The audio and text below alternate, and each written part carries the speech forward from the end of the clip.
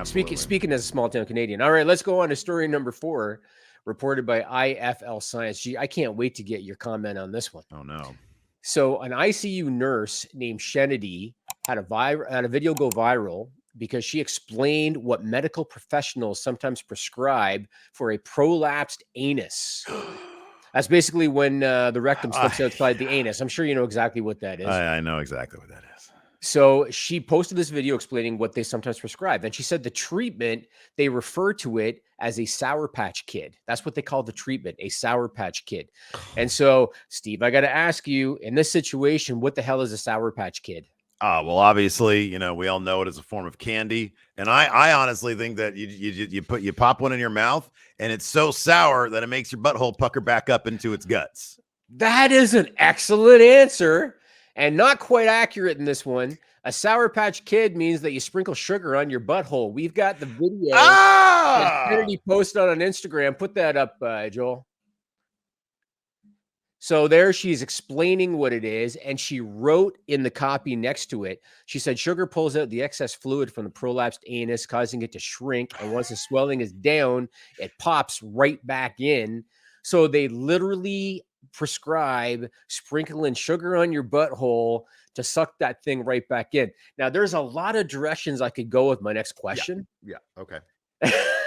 And it's like, what direction do I go in with you? We're on the verge of age gating this video. Yeah. I'm going to try to keep it simple. What kinds of foods do you typically enjoy better if you sprinkle a little sugar on it? Oh my God. I thought you were going to say, what kind of foods do you appreciate better if you put it on somebody's asshole? That's private business, Jimmy. That's private business. You can subscribe to my OnlyFans if you want to find out. That's behind a paywall. Y'all have your paywall. Steve's really there. Steve's there. Yeah. What was the question? What? Oh, a little bit of sugar. Oh, yeah. What kind of food do you like better? A little bit of sugar on it. What don't I enjoy? You get if you're getting older, you try to eat a little healthier. You get some cereal like some Raisin Bran. My parents never gave me the sugary cereal when I was a kid, man. I showed up at my grandparents' house once, and she had bought the Fruit Loops and the Captain Crunch and all that stuff, and I was like, "Where's the grape nuts?" Like I'm an 80-year-old at the age of 8, and so yeah, but. Later in life, I was like, oh man, Raisin Bran is a lot better if it has some flavor to it. So I like to sprinkle a little bit of sugar on my cereal sometimes. Fascinating. So basically, you buy the healthy cereal, but then you fuck it up because you dump a bunch of sugar in it. Yeah, and the great thing is, like when they market Raisin Bran as like a healthy cereal, if you actually look at it, it has just as much sugar as the other shit. So I'm really just doubling down on it. What's your background? Like, is your background European or something, or what is it? Oh, you mean like a 23andMe situation? I don't know. Yeah. Honestly, so I look about as European as possible. Interestingly enough, my mom is actually from Paraguay, so I am half Latino.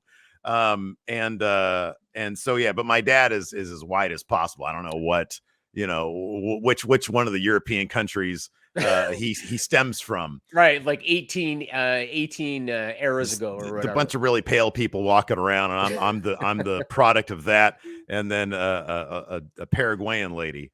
Yeah. The reason that I asked that question is because my parents are European, and my mother to this day will put butter and sugar on a sandwich and eat that as a sandwich to this day.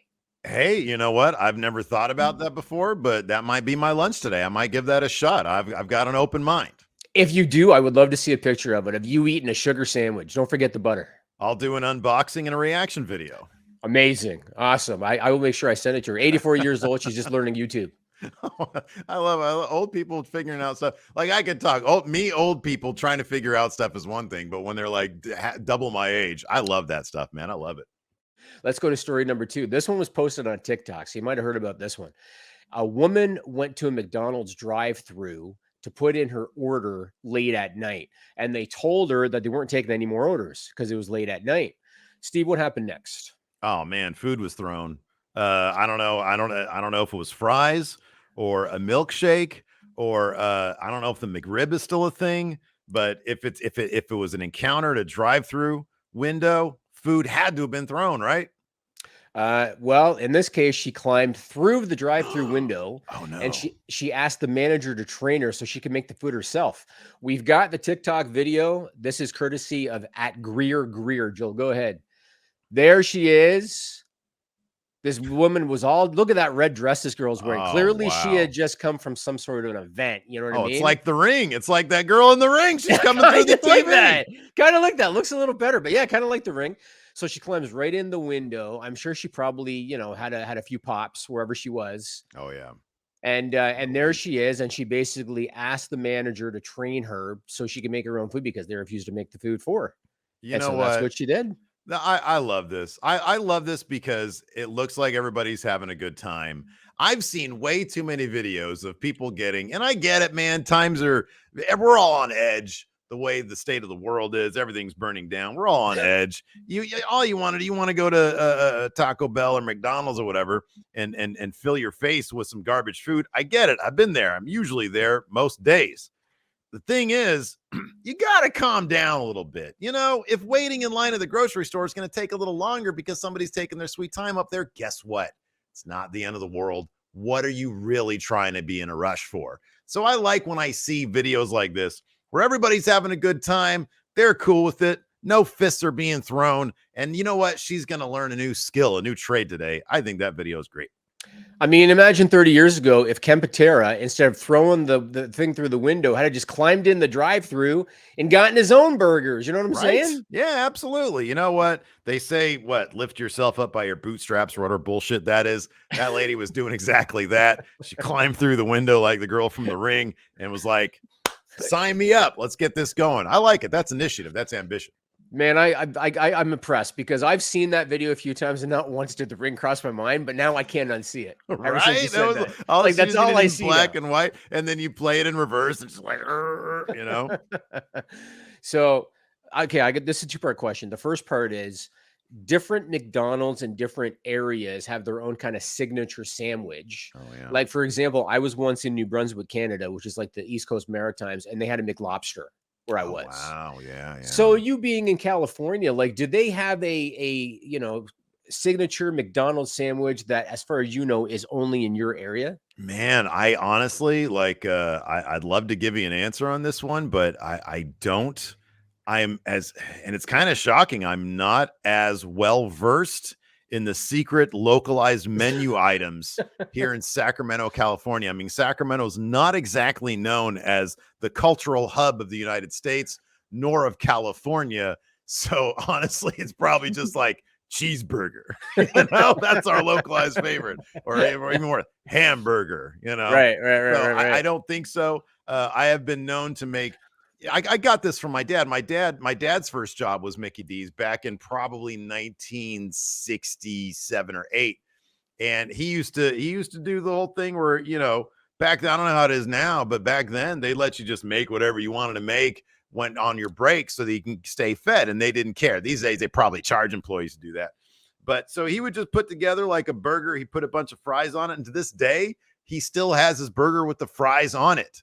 And I've tried it a couple times. I appreciate it. I think the fries are too much filler, but that was my dad's special out there wherever he was growing up. One of the Springfields, I forget which one it was, but yeah, I don't know. It's Sacramento. We don't really have that kind of stuff. It's probably just hamburger.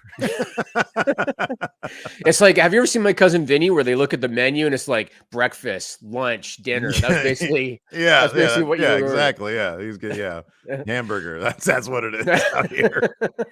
So then, what are your favorite go-tos when you get the munchies? Just like that girl, she had to have her McDonald's late at night. What are your go-tos aside from Raisin Bran with sugar sprinkled on it? I am lucky that I live only 2 miles down the street from a Del Taco.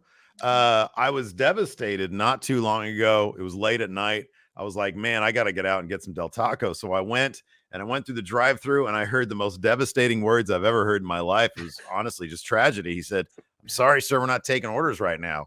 And I drove past. I'm like, there's 3 of you motherfuckers in here. I want the grilled soft chicken taco is the best fast food item on the market today from Del Taco.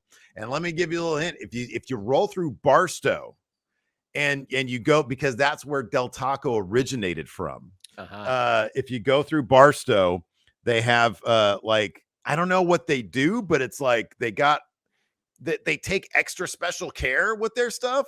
Like we were on our way to like StarCast in Vegas a couple of years ago. We rolled through Barstow because we knew it was where the first Del Taco was. And Larson and I are both big Del Taco fans. And we went there and I was like, I didn't realize that like if you go to a prime location of any fast food restaurant, evidently they just jazz it up. These were like the most loaded, like soft, amazing grilled chicken soft tacos I've ever had in my life. So shout out to the Barstow Del Taco. Del Taco's my jam. Interesting. I guess they just, like you said, they have that pride, that original location pride. Oh, yeah. You know what I mean? Yeah, absolutely. Interesting. If you want to see all our videos about real news stories that are funny, stupid, or weird, click the subscribe button below. Otherwise, we'll start posting spoilers about your favorite new movies.